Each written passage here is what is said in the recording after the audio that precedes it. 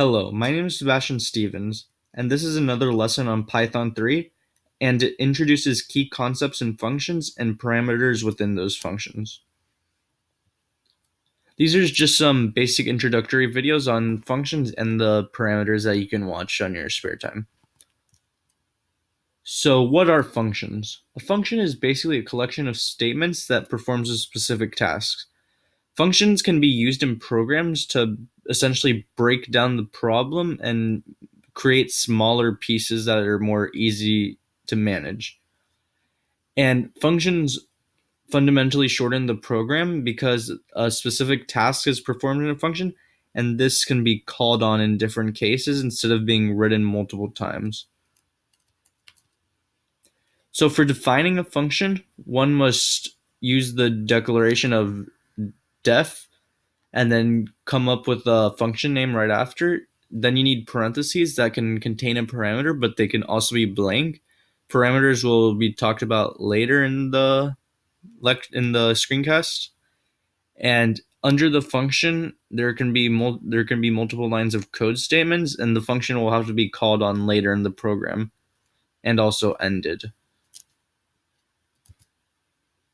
So in this sample code, the output will essentially be the that this is 5 plus 5, and it'll print out this is 5 plus 5, and then it'll print out 10, because in the main function it says that z equals 5 plus 5, and then it prints z, and then it prints hello world.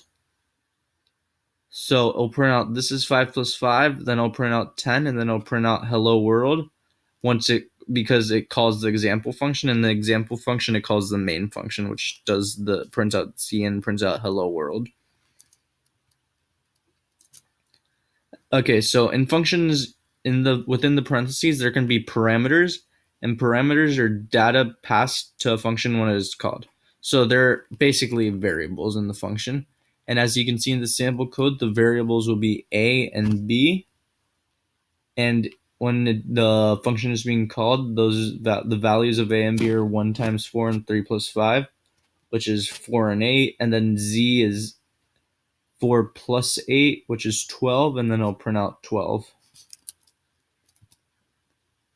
In this program, functions can help it and make it a lot more simple and efficient, because you can write one function for the encryption and one function for the decryption, since the whole point of this program is for the user to enter a phrase that is encrypted, and then for the program to decrypt that phrase as well. So for the function, it'll shorten the program because it can be called upon in the main function, and you can just have separate functions for encryption and decryption, and maybe even to display that can be a separate function, so it'll make the program a lot shorter.